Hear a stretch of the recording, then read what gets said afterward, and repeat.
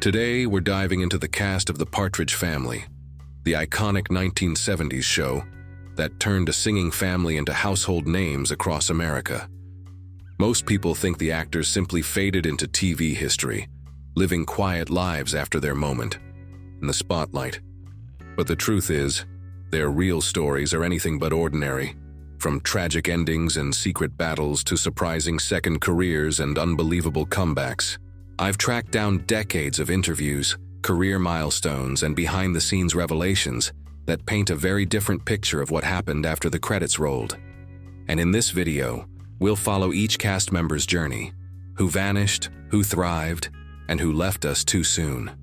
He was the heartthrob of a generation, but his real life was anything but a teenage dream. When David Cassidy landed the role of Keith Partridge at just 20, his fame exploded overnight.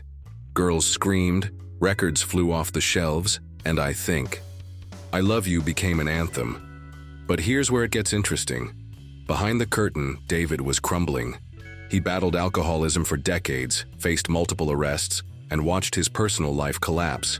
3 marriages, strained family, ties, and mounting health issues. And it gets worse. In 2017, after years of decline, David's body gave out. He died from liver failure at 67, alone in a Florida hospital.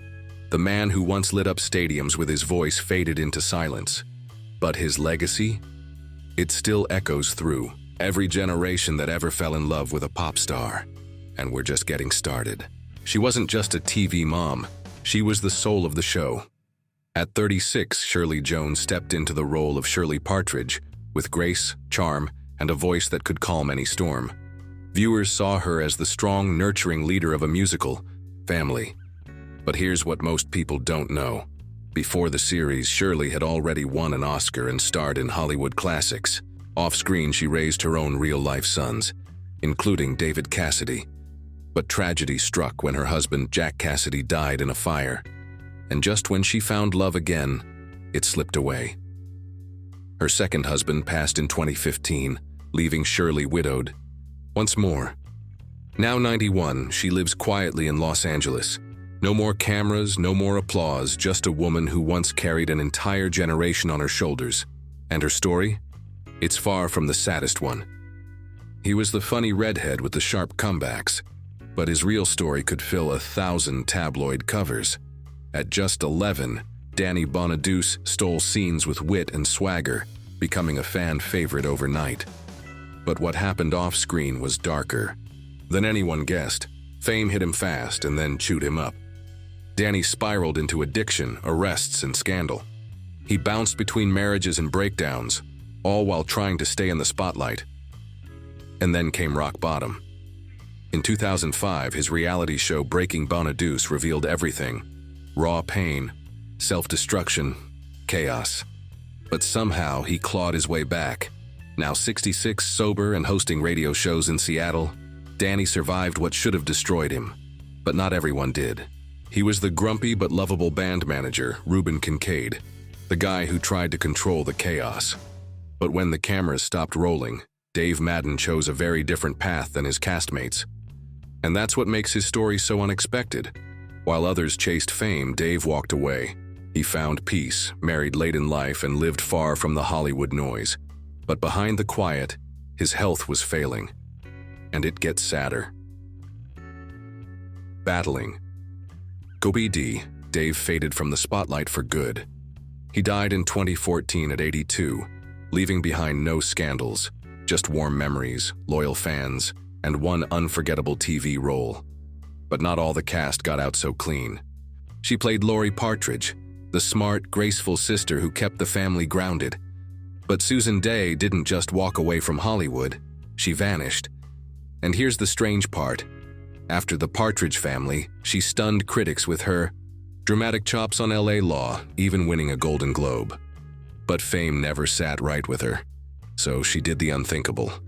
Susan disappeared into a quiet California life, far from red carpets and interviews.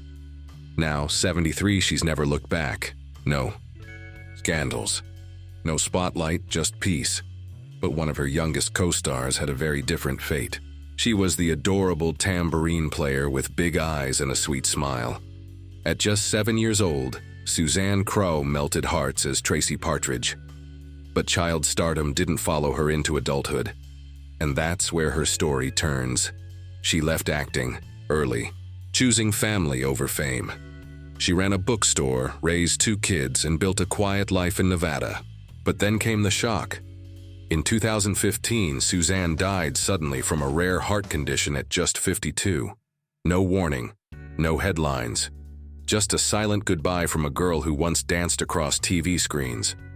And sadly, she wasn't the only one to vanish so young. He played the first Chris Partridge, a wide-eyed, energetic drummer in the show's early days. But 25 episodes in, Jeremy Gelbwaks was gone.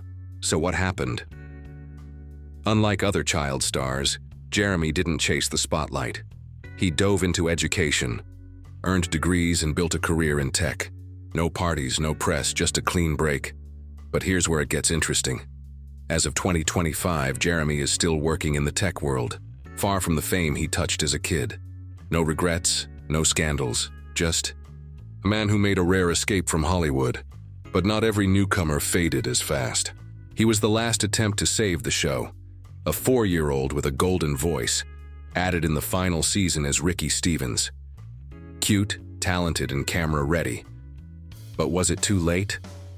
Though the Partridge Family ended soon after, Ricky stayed in the game.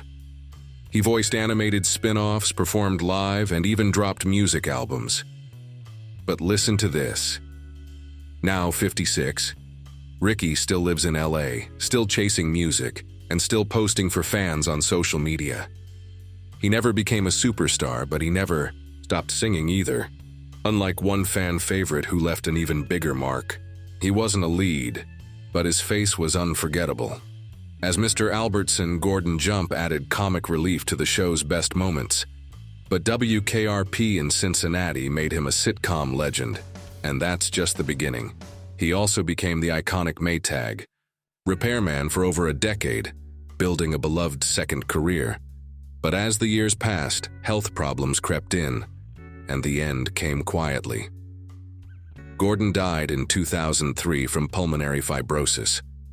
But he left behind a TV legacy that stretched across generations.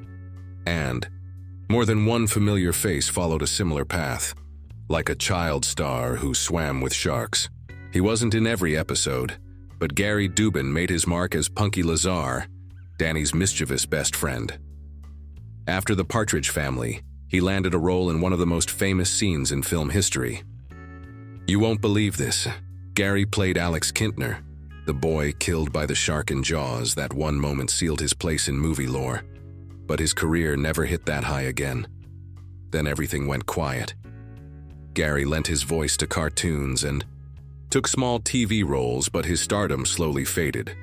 He passed away in 2016, a childhood icon remembered in flashes of film and nostalgia. But wait until you hear this next one. She only appeared briefly as a waitress, but Yvonne Wilder's talent ran deep. You might remember her better as Consuelo from West Side Story. But there's more to her than that. She was a painter, a writer, and a performer who lit up stage and screen alike.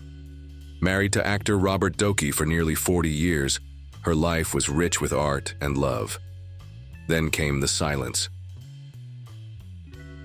Yvonne battled Alzheimer's before passing in 2021 at 84. A short appearance on The Partridge Family, but a long legacy across the arts, and now one final farewell. She was Grandma Amanda, wise, warm, and always ready with a hug or hard truth. But Rosemary DeCamp was already a TV legend before that. Let's rewind for a second. From Yankee Doodle Dandy to the life of Riley, she played every kind of motherly figure. In real life, she had 4 kids and a stable marriage that lasted decades. Then came the final act. She died in 2001 at the age of 90, her legacy sealed as one of TV's great maternal presences. Quiet, consistent, unforgettable. But here's one more twist you didn't see coming. She was Bonnie Kleinschmidt, the sweet classmate with charm. But Elaine Giftos didn't stop with sitcoms. She shifted careers entirely, and that's what makes her story stand out. After acting in Love American Style and Three's Company, Elaine left Hollywood to become a feng shui expert. That's right, she went from scripts to spiritual spaces. And the surprise? She's now 80, still healthy, and living peacefully in Los Angeles. Far from the sound stages, but closer than ever. To balance.